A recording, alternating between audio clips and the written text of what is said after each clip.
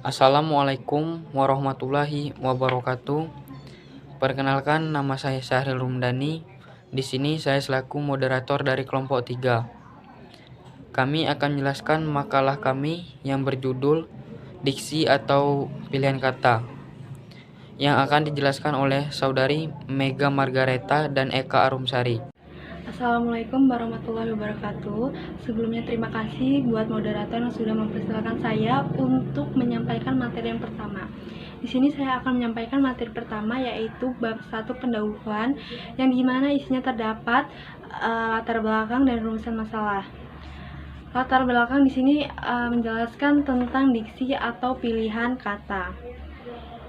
Diksi atau pilihan kata dalam praktik berbahasa sesungguhnya mempersoalkan kesanggupan sebuah kata dapat juga frasa, terutama dalam tata cara pemilihan kata atau diksi.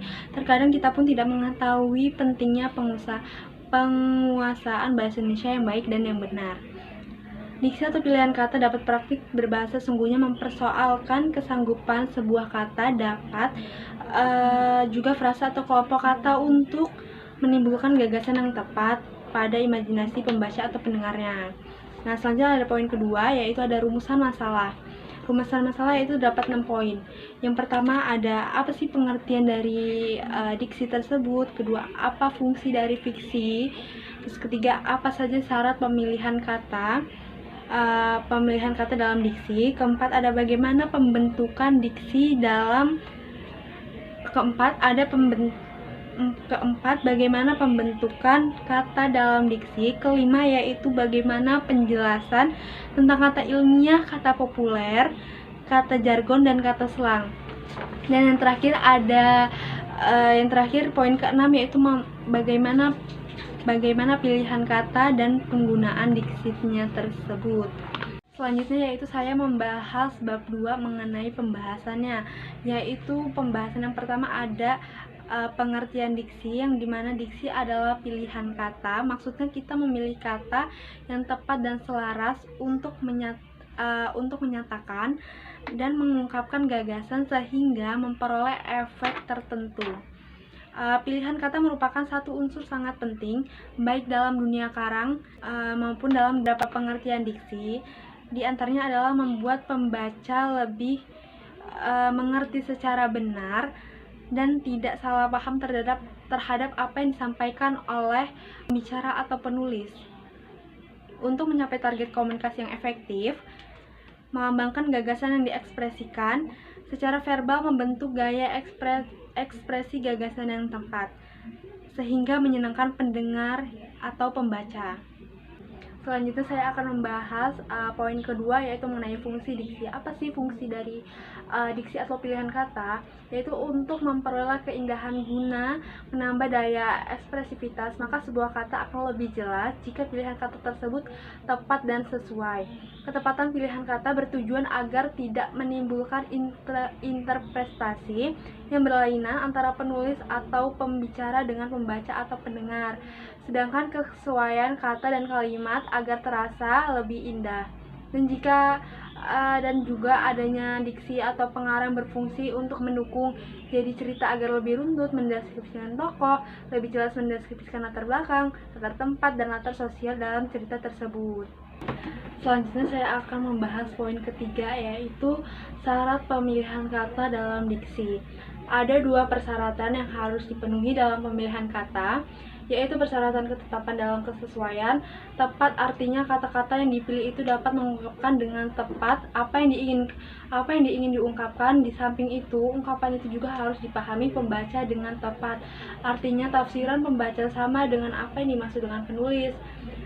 Untuk memenuhi persyaratan ketetapan dan kesesuaian dalam pemilihan kata perlu diperhatikan kaidah makna kata atau kaidah ada 4 poin, yaitu kaidah kelompok kata atau frase, kaidah makna kata, kaidah lingkungan sosial, dan kaidah karang mengarang. Kata sesuai dengan kaidah kelompok itu maksudnya yang sesuai dengan kaidah kelompok kata atau frase seharusnya pilihan kata diksi yang tepat, seksama, lazim, dan benar.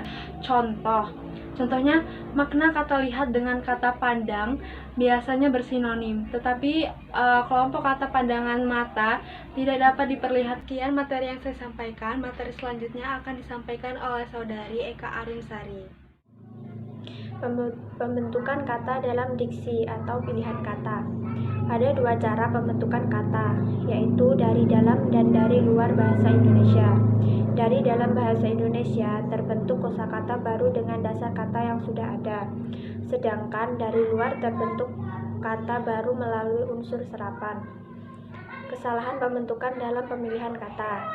Yang pertama adalah penanggalan awalan me.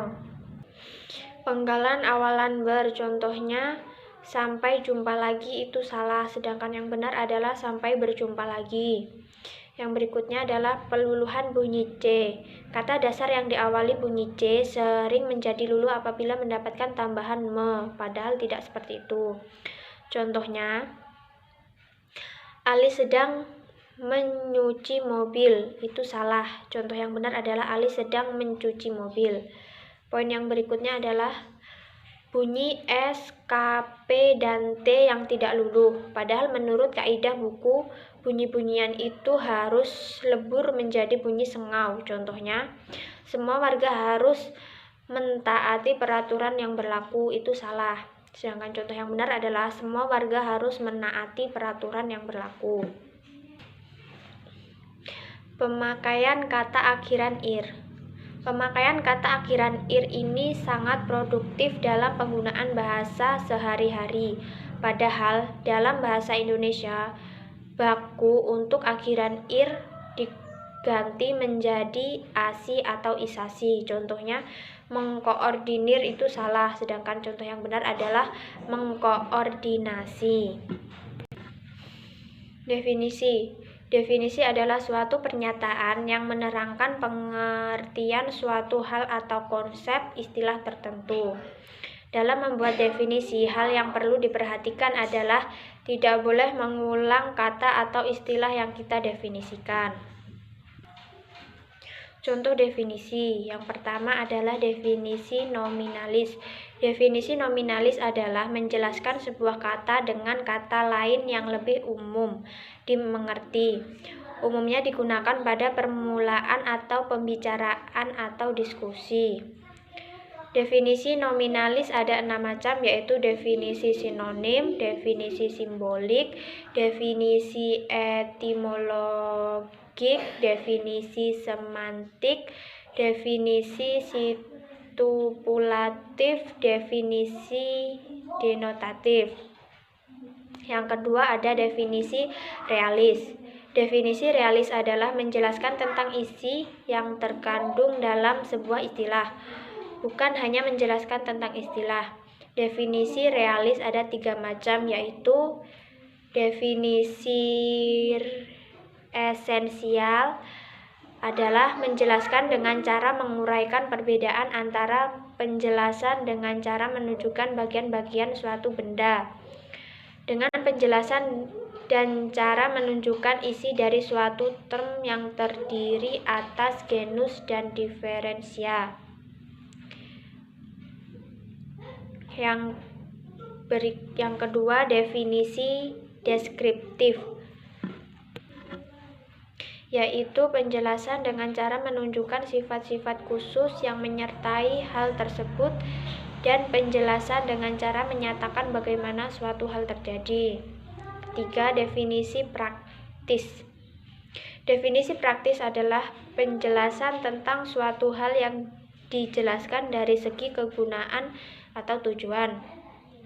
Definisi praktis dibedakan atas 3 macam, yaitu yang pertama, definisi operasional adalah penjelasan dengan cara menegaskan langkah-langkah pengujian serta menunjukkan bagaimana hasil yang dapat diamati. Yang kedua, definisi fungsional, yaitu penjelasan sesuatu hal dengan cara menunjukkan kegunaan dan tujuannya. Yang ketiga, definisi persuasif, yaitu penjelasan dengan cara merumuskan suatu pernyataan yang dapat mempengaruhi orang lain, bersifat membujuk orang lain. Yang selanjutnya ada kata serapan. Kata serapan adalah kata yang diadopsi dari bahasa asing yang sudah sesuai dengan EYD. Kata serapan merupakan bagian perkembangan bahasa Indonesia. Bahasa Indonesia telah banyak menyerap terutama dalam unsur kosakata. Bahasa asing yang masuk memberi pengaruh terhadap kosakata bahasa Indonesia antara lain bahasa Sanskerta, bahasa Belanda, bahasa Arab, bahasa Inggris, dan lain sebagainya.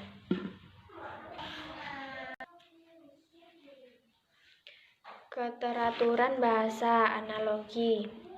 Dikatakan analogi apabila kata tersebut memiliki bunyi yang sesuai antara ejaan dan pelafalannya. Penyimpanan atau ketidakteraturan bahasa anomali. Dikatakan anomali apabila kata tersebut tidak sesuai antara ejaan dan pelafalannya. Kata ilmiah, kata populer, kata jargon, dan slang. A. Kata ilmiah merupakan kata-kata logis dari bahasa asing yang dapat diterjemahkan ke dalam bahasa Indonesia.